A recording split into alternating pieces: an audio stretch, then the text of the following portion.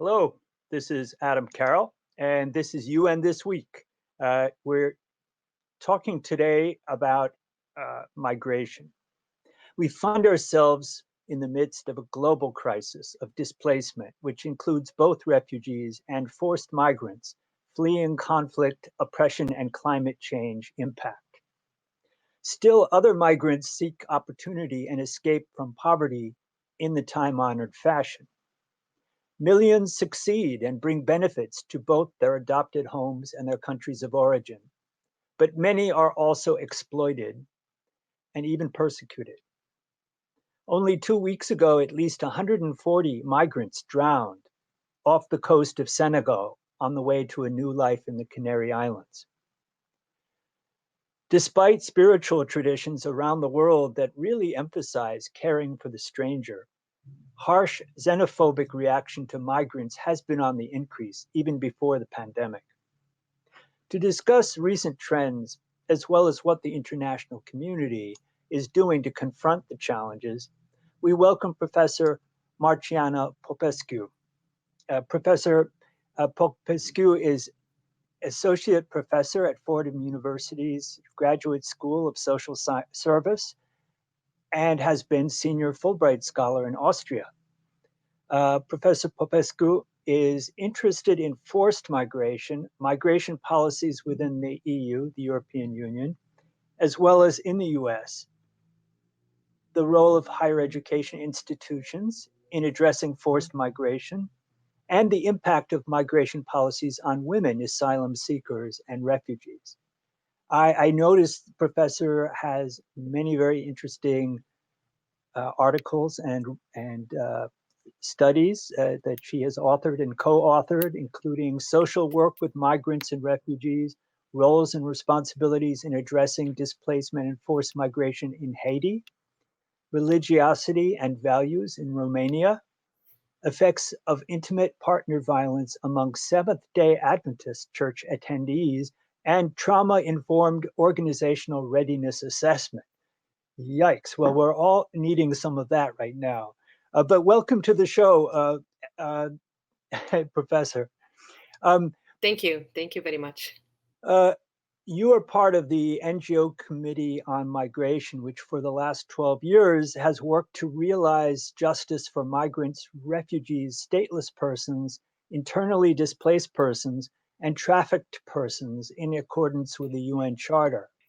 With over 50 NGOs involved, I guess this committee is a member of the Conference of Non-Governmental Organizations in consultative relationship with the UN Economic and Social Council.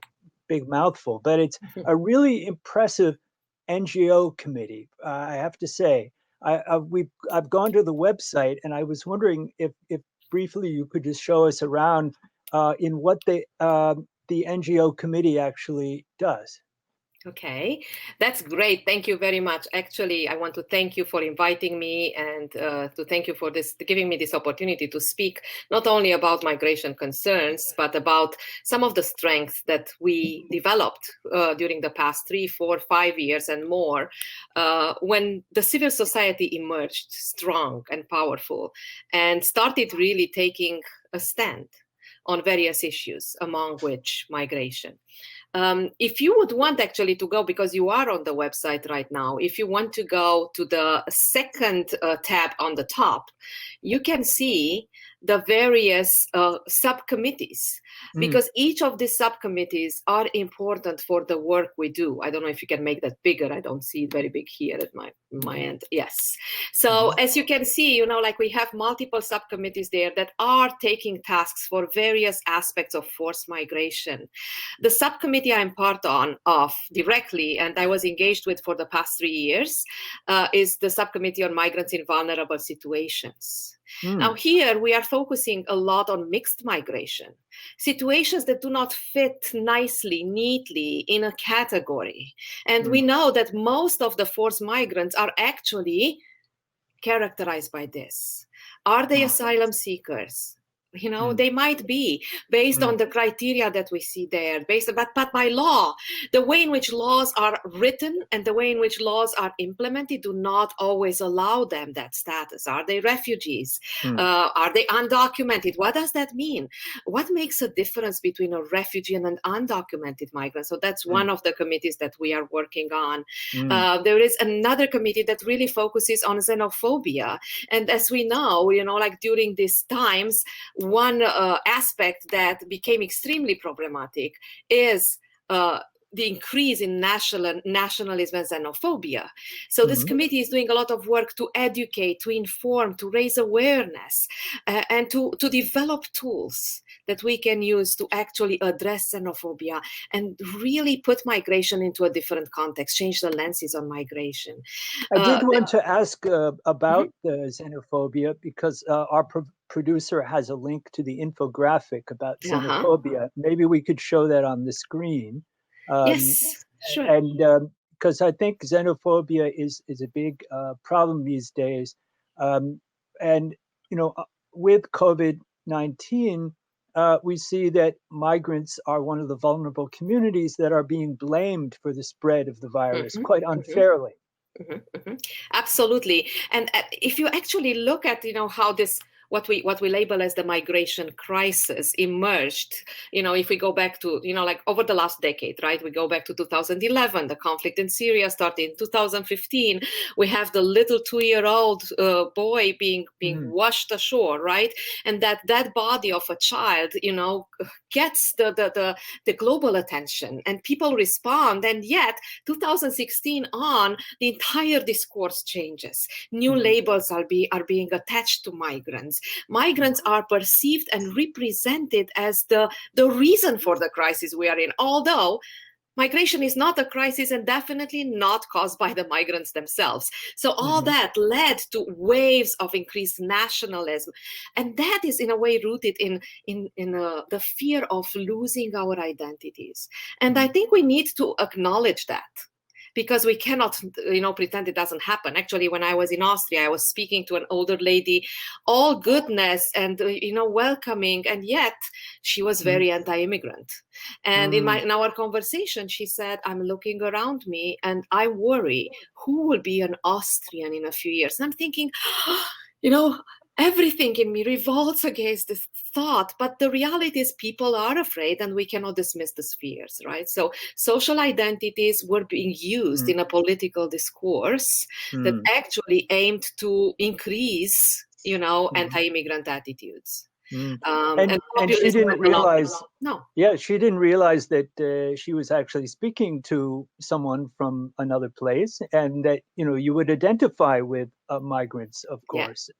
Well, no, she actually was realizing, because I was there to discuss the issue of refugees, because this is part of a village that was initially very welcoming. But it is very interesting to see how fear is being used by different, parties to actually increase nationalism and actually push people, pit people against each other. It was interesting, the graph from the graphic from the infographic that you had there, that actually talks about some of the myths. We're talking about, migration, there's the migration wave, migrants are taking over. What are they taking over? They are taking over the Western world and the US. And actually what we see is that over 76% of the migrants are hosted in developing countries, and actually over 83% are hosted in neighboring countries. Those countries are actually bearing the most of the burden of forced migration. While the United States, go ahead. I'm so sorry. Does the committee work on? Well, I think we're all aware that migrants have been demonized in the United States. Does the committee work on that? Yes, and this infographic was part of that work. I'm not working directly with that subcommittee, but what we learned from their work is that they develop tools and they organize webinars, and they are working with professionals. Keep in mind that this committee is actually a representation of the civil society. So what we hope to do is to penetrate the larger society and dispel the myth, and actually overcome the and actually create opportunities. And today was, one great opportunity to hear from youth leaders, but we create opportunities to also bring in migrants and have them educate us. I don't think any of us can call ourselves experts on migration as long as we never lived in a situation of forced migration. I know I didn't. So I always, need to learn from the migrants themselves. And the migrant stories are so powerful because they are indicating what needs to be changed, what works, what doesn't work. And more important, who are they? How do they want to be represented? And here is again, a claim for social identities on the other side, because we need to feel safe enough to identify with that part of us that we want to identify with and present that to the rest of the world. And that's one aspect that is taken away by forced migration. It came to mind that many years ago when I was in Egypt, staying at a youth hostel, it was filled with Indians, and it turned out that they had been abandoned by their employer without pay, and they were stuck. And somehow the hostel took them in. But I remember at that point in my life, I had never thought of that sort of thing happening, and just to see all these people around me dressed traditionally and kind of lost and making, cooking. In survival mode. And I thought, what is going to happen to them? So I think this is very common, unfortunately, this kind of exploitation. Yes, it is. And unfortunately, although we made a lot of progress in at least developing some global frameworks that are well put together and have good elements in them to work with and increase protection for migrants and claim the rights of migrants, the human rights that we all have, right? Yet even with these frameworks in place, what we are seeing and what we hear from people that are sharing their stories is that we are still not where we should be. We're not implementing these aspects the way we should. And yes, that's one of the frameworks that I was referring to. Actually, I do have a slide. I don't know if I can share it with you. Yeah, that would be great. I'll try, and we'll see what happens. If it doesn't work, I'll give up. But okay, so I don't know if can you see this? Can you see my slide? All right, let's give it a moment to see if the slide appears, but I don't see it yet. Okay. I thought it will appear immediately when I share. Yeah, because last time it did. Try sharing again. Okay, let's see. Because I see it here.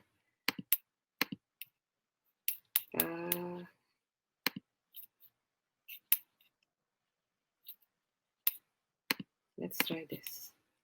Okay, I think now we might be able to, but for some reason it doesn't give me okay. So do you see my slide now? Here it comes. Yes, here we are. Okay, and you see it well now? Yes. So do you see my slide? Yeah, and I see you're mentioning Aylan Kurdi right there. Yeah. Yes. What I wanted to actually, why did I prepare this slide? Because I thought it's easier to kind of see how things progressed over the last decade. And it's interesting when we are talking about migration over the last decade, we refer to migration as something new. Although migration was with us all along, it's part of the human history. People move in search of new opportunities or running away from danger. This happened historically. However, the last decade was so packed with so many issues. Only in the last decade alone, based on data we have, over 100 million people were forcibly displaced. Right now, we have a total of 79.5 million people that are forcibly displaced. But, just taking a few glimpses into this this is not exhaustive by any means. You can see how things change. It takes one body of a child to get the public attention. And then, you expect that changes will come. Yet in 2016, the political discourse started to change. And there are two parts to this change. One in which we see increases in nationalism, xenophobia, Islamophobia, right? And we see that displayed very well in what happened in the United States, for example, but not only. This was a global phenomenon, right? But then on the other hand, in the same time, there is a concerted effort on the part of the global community to address these issues.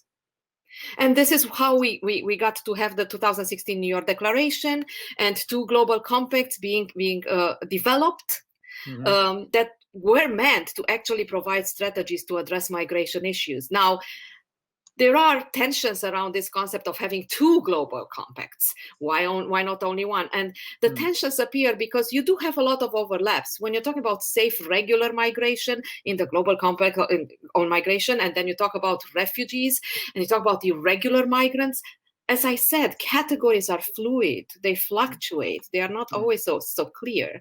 But anyway, these compacts were created, and in 2018, in December 2018, they were formally adopted.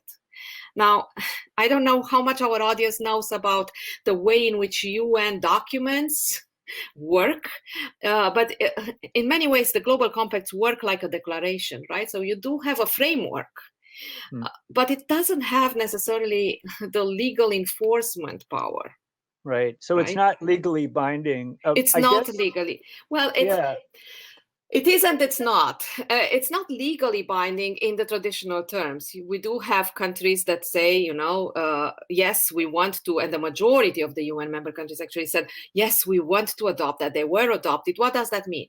It means that now we will work on implementing parts or all of each of the frameworks. However, it is not like, for example, when you have a convention.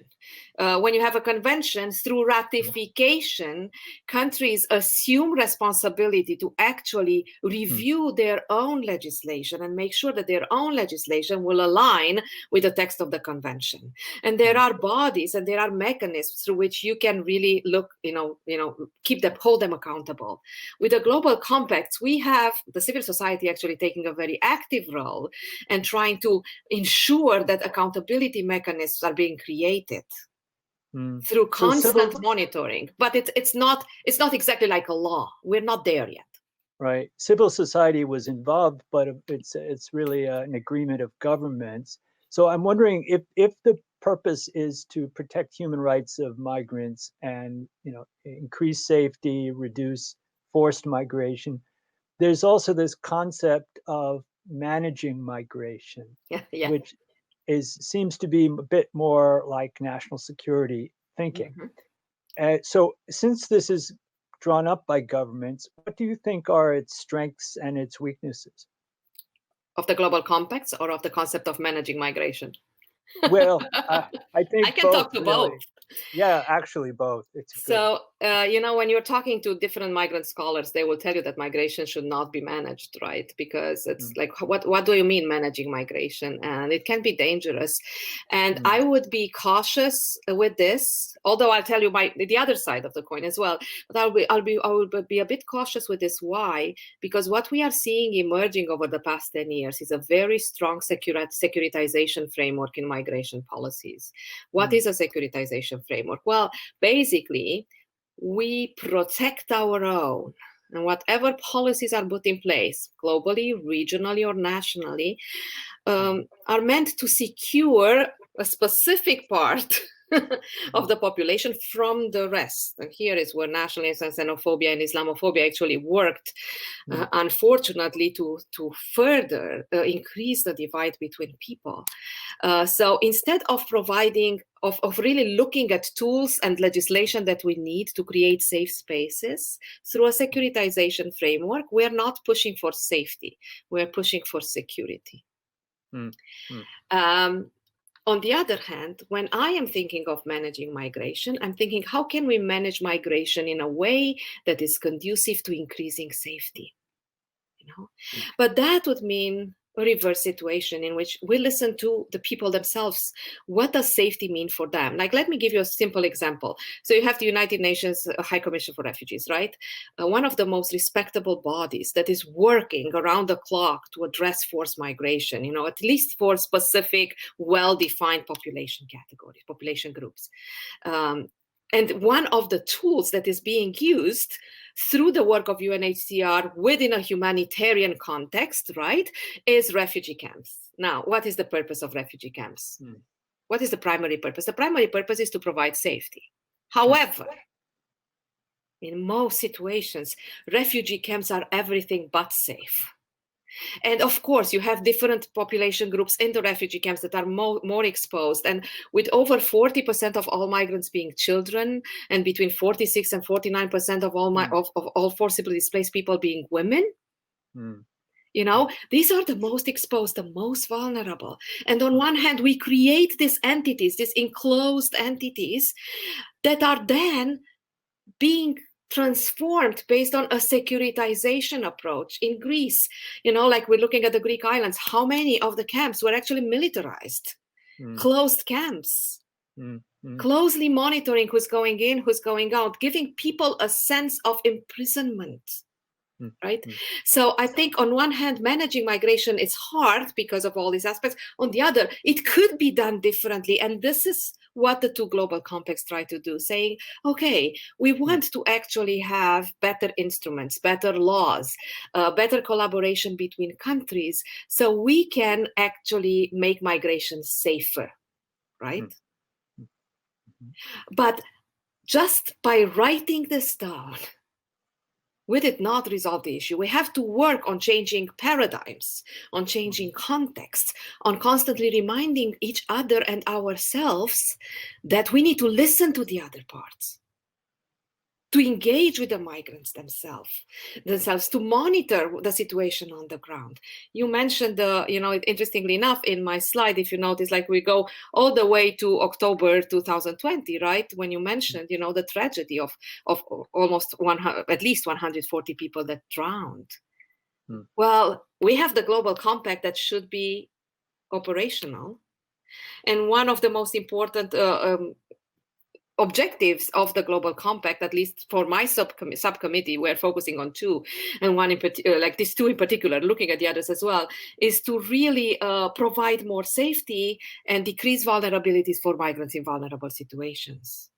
But also that's objective number 7. Objective number 5, which is the other one, is to enhance regular paths for migration. Well, if you look at this accident, clearly those two objectives were not achieved by the countries that were supposed to work on them, right? By the global community. So on one hand, we do have a great framework. Thank you for bringing it up. On the other hand, we need to work and think, okay, now that we have a great framework, what would be some best practices, some good